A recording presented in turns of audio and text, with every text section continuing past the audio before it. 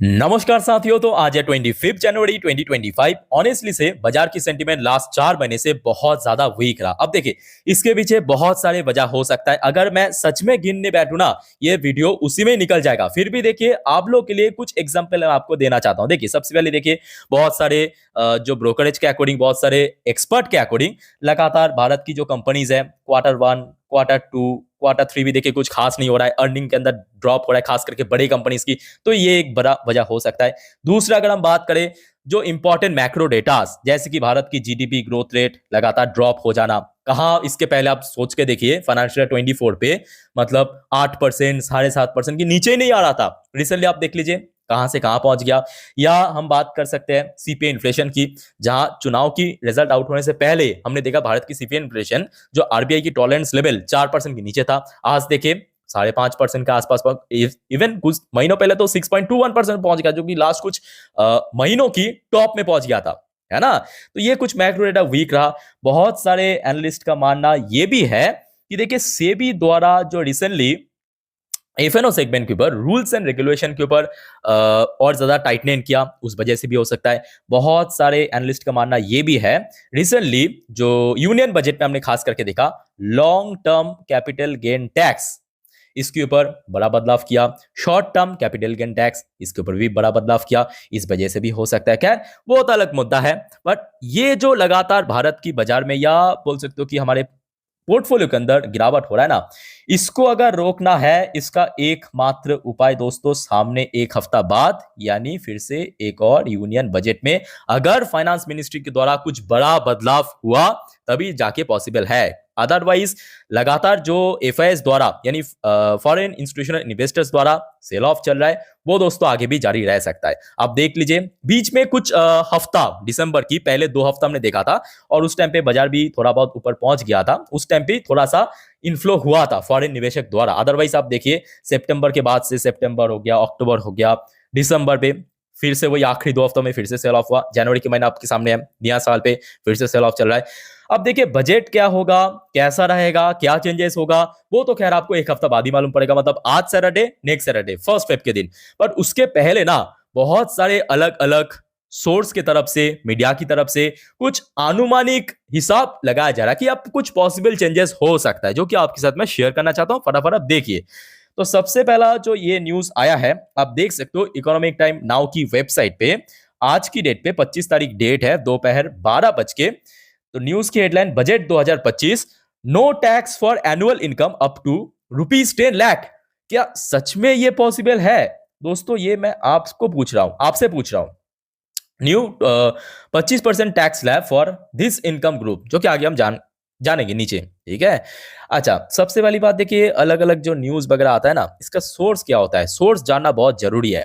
क्या वो मीडिया की तरफ से आया, कोई ब्रोकरेज की तरफ से आया, एक्सपर्ट के द्वारा आया, कोई गवर्नमेंट की तरफ से आया, कोई ऑफिशियल अपडेट आया? तो सबसे पहले आप देख लीजिए, ये जो रिपोर्ट आपको दिखाई दे रहा है ना ईटी नाउ की वेबसाइट में, ये दोस्तों जो सोर्स है वो है गवर्नमेंट सोर्स। ध्यान से पढ़िए, गवर्नमेंट सोर्स की तरफ से ये आज अपडेट आया है। सबसे पहले ये गवर्नमेंट सोर्स मतलब जो भी गवर्नमेंट इंडिविजुअल हो सकता है, उन्होंने बिजनेस स्टैंडर्ड की जो मीडिया वेबसाइट है उनको ये बोल सकते इंटरव्यू दिया। उसके बाद अलग अलग मीडिया ने इसको कवर करना शुरू किया। तो क्लियर हो चुका है कि ये जो मैं थंबनेल पे भी यूज किया बड़े बड़े अक्षर में कि ऐसा हो सकता है 10 लाख तक टैक्स फ्री हो जाएगा, तो इसका सोर्स कहां पे है? Government source. क्लियर हो चुका है।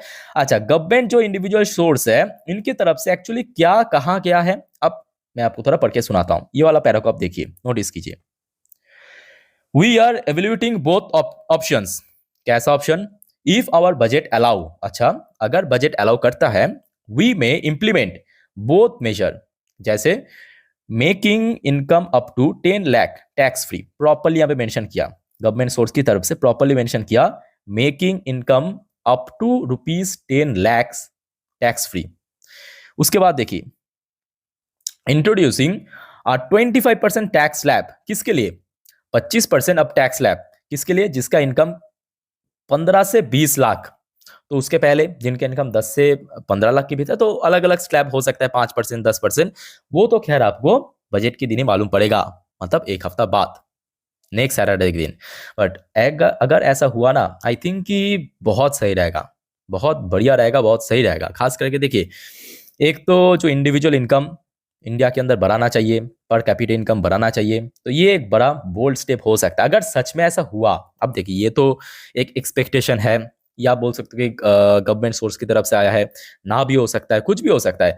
बट मेरे हिसाब से मैं कहूंगा यहाँ पे मोस्ट इंपॉर्टेंट, अगर आप इन्वेस्टर्स की नज़र से देखा जाए ना, मोस्ट इंपॉर्टेंटली मैं कहूंगा जो लास्ट बजट में गलती किया था सरकार ने, सच में मैं बोलना चाहूंगा ये गलती हुआ है एक्चुअली। आप भी कमेंट करके बताइए कि long term capital gain tax के अंदर most importantly long term, short term नहीं, शॉर्ट टर्म भी देखिए वो अलग बात है, बट लॉन्ग टर्म के अंदर सडनली इतना बढ़ा देना, ये मेरे हिसाब से जस्टिफाइड नहीं है। और एक्चुअली कोई सोचा भी नहीं था। शॉर्ट टर्म भी एक वजह है, चाहे हम बात करें short term capital gain tax, तो वो भी एक बड़ा वजह हो सकता है। ठीक है, तो इस पर आई थिंक कि कुछ ना कुछ बड़ी बदलाव होना चाहिए, अदरवाइज बहुत मुश्किल है बाजार में सरवाइव करना। सीरियसली बोल रहा हूँ, ऑनेस्टली बोल रहा हूँ, क्योंकि ये जो बाजार में कंटिन्यूस सेलिंग चल रहा है ना, ये एक्चुअली लास्ट मतलब कुछ अलग अलग रिपोर्ट की तरफ से भी ये पब्लिश हुआ कि लास्ट कुछ डिकेड में भारत की बाजार दोस्तों 4 महीने से, जी हाँ, लगातार फोर्थ मंथ कंटिन्यूअसली डिक्लाइन चल रहा है। ये इसके पहले हुआ ही नहीं है लास्ट कुछ डिकेड में। हाँ हुआ है, बीच बीच में रिकवर भी किया है, बट कंटिन्यूअसली डिक्लाइन आप देख समझ सकते हो ना। अच्छा, इसके अलावा देखिए और भी कुछ न्यूज़ है, फटाफट आप देखिए। जैसे कि आपको मालूम होगा कल 26 जनवरी है ना, मतलब रिपब्लिक डे है भारत की। तो उसके कारण इंडोनेशिया की जो प्रेसिडेंट है, president I think prime minister है, थोड़ा सा मिस्टेक हो सकता है, भारत में आए हैं। तो यहाँ पे कुछ इंपॉर्टेंट डील्स वगैरह साइन किया। ठीक है, यहाँ पे आप देखिए, आई क्लोजर कॉर्पोरेशन इन ट्रेड हो गया, ट्रेड मतलब जो भी यहाँ पे इंपोर्ट एक्सपोर्ट, बहुत सारे सामान जो गुड्स है इधर उधर। और मोस्ट इंपॉर्टेंटली डिफेंस को यहाँ पे बहुत ज़्यादा इंपॉर्टेंट रखा, इंपॉर्टेंस दिया है। जैसे कि आप देख सकते हो यहाँ पे रिपोर्ट के अनुसार, देखिए आज शाम का रिपोर्ट है, डिफेंस मैरीटाइम सिक्योरिटी, मैरीटाइम मतलब बेसिकली पानी वाली जोन पे, समुंदर पे, मैरीटाइम सिक्योरिटी। ठीक है, तो कहीं ना कहीं डिफेंस सेक्टर दोस्तों इस बार बहुत वाइटल होने जा रहा है। उसके अलावा देखिए इस बजट में डिफेंस सेक्टर को भी कुछ बड़े एक्सपेक्टेशन है। देखिए HL, BEL, BDL, Mazagon dock, Cochin shipyard, GRSE, budget 2025 expectation. कैसा एक्सपेक्टेशन, देखिए आज की डेट में ये बात भी हम सभी को अच्छे से मालूम है, खास करके भारत की चारों तरफ बहुत ज़्यादा रिस्क है। चाहे उत्तरी भाग पे अगर हम बात करें, पूरे चाइना बैठा है। अगर हम पश्चिमी भाग की बात करें, पाकिस्तान। पूर्वी भाग की बात करें, पहले बांग्लादेश, जब हसीना की सरकार था स्टेबल था, आज वहाँ पे भी बहुत कैओस चल रहा है ना। तो ये सारे चीज़ को आई थिंक कि मुद्दे रखते हुए सरकार इस बार डिफेंस के अंदर कुछ बड़ा एलोकेशन रख सकता है, पॉसिबिलिटी है। खास करके जो मॉडर्न, यहाँ पे मॉडर्नाइजेशन की बात करें, अपग्रेडेशन की बात करें, या नया कुछ एक्स्ट्रा इंट्रोड्यूस करना हो। ठीक है, तो यहाँ पे आप देखिए जो नुभामा, नुभामा एक डोमेस्टिक ब्रोकरेज कंपनी, इनके अकॉर्डिंग इस बार डिफेंस बजट के ऊपर लगभग 7 से लेके 8% इंक्रीज हो सकता है ईयर ऑन ईयर बेसिस पे। अलग अलग क्षेत्रों में हो सकता है, यहाँ पे थोड़ा बहुत मेंशन भी किया, जैसे कि देखिए R&D के पर्पस हो सकता है, रिसर्च एंड डेवलपमेंट, यूएवी हो गया यानी ड्रोन्स हो गया, एंटी ड्रोन सिस्टम हो गया मतलब ड्रोन के रोकने के लिए दुश्मन देश की। ठीक है, ये बहुत सारी चीज़ दोस्तों आपको आगे दिखाई दे सकता है। इसके अलावा देखिए डिफेंस के ऊपर एक और इंपॉर्टेंट अपडेट आया, स्पेसिफिक मैं कहूँगा कंपनी के ऊपर। तो देखिए यह आज का रिपोर्ट है, मिनिस्ट्री ऑफ डिफेंस फाइन थ्रिसन मजगांव डॉक, ये बेसिकली बाहर की कंपनी है, beat for P-75 submarine project. ठीक है, तो यहाँ पे ये दोनों कंपनी के मिलके मतलब एक संयुक्त रूप से ये जो प्रोजेक्ट को अंजाम दे सकता है। और ये बहुत ही इंपॉर्टेंट एंड फ्यूचरिस्टिक प्रोजेक्ट है। अलग अलग सोर्स के अकॉर्डिंग ये भी बताया जा रहा है। देखिए सोर्स के अकॉर्डिंग कि इस प्रोजेक्ट का कुल कीमत ऑलमोस्ट 70,000 करोड़ के आसपास। ठीक है, जिसके थ्रू ये दोनों ही कंपनी को फायदा मिला। ऑब्वियसली ये जो कंपनी है बाहर की कंपनी है, TKMS और एमडेल, ऑब्वियसली भारत की कंपनी है। ऑब्वियसली हम भारत की कंपनी को लेके बात करेंगे तो भारत की कंपनी को बहुत फायदा मिलेगा। अब चलिए बात करेंगे कुछ डिफेंस के बारे में। होपफुली दोस्तों यहाँ पे जो सारे इंपॉर्टेंट रिपोर्ट आउट हुआ उसके ऊपर मैं आपको फुल्ली जानकारी दे दूँ। अगर फिर भी कोई डाउट्स है कमेंट करके जरूर बताइएगा। ठीक है, अच्छा बात करेंगे एक एक करके। देखिए डिफेंस सेक्टर की जितने भी शेयर्स है वो लास्ट कुछ हफ्तों की अगर हम बात करें, महीनों की बात करें, बहुत पिट चुका है। इसमें कोई दौरा ही नहीं है कि नहीं पिटा, पिटा है। जब बाजार में गिरावट होगा, बाजार की सेंटीमेंट लगातार वीक रहेगा, एफएस द्वारा सेल ऑफ होगा, मोस्ट इंपॉर्टेंटली PSUs की बात करें, डिफेंस की बात करें, ओवरऑल सेक्टर वाइज गिर रहा है।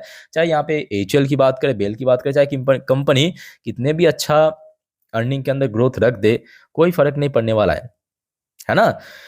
तो देखिए HL के लिए मैं कहूंगा, अब रिसेंट टाइम ने हमने देखा कि शेयर ने, क्योंकि मोस्ट इंपॉर्टेंटली 4000, इसके पहले 4000 एक बहुत स्ट्रॉन्ग लेवल था, इसको ब्रेक कर लिया तो 4000 नेक्स्ट वीक पे बहुत स्ट्रॉन्ग चैलेंज दे सकता है। हाँ, अगर इसको ब्रेकआउट करके ऊपर पहुंच गया तो पॉसिबिलिटी है ऊपर की तरफ बढ़ना, अदरवाइज थोड़ा सा consolidation kind of weakness share में आपको दिखाई दे सकती है, उसके लिए आप प्रिपेयर हो जाइए। मजगांव डॉक स्पेसिफिकली मैं कहूँगा नजर रखिए, इसलिए क्योंकि लास्ट कुछ हफ्तों में बाजार में जैसे कमजोरी था, मजगांव डॉक में कोई बहुत बड़ा कमजोरी देखने को नहीं मिला। अब गौर से देखिए लास्ट 5 दिन की चार्ट पैटर्न, कोई बहुत बड़ा डाउनफॉल नहीं हुआ। आप दूसरी तरफ एचएल की चार्ट पैटर्न को देखिए, कितना परसेंट गिरावट दिख रहा है आपको, देखिए आपके सामने 7.5-8% के आसपास।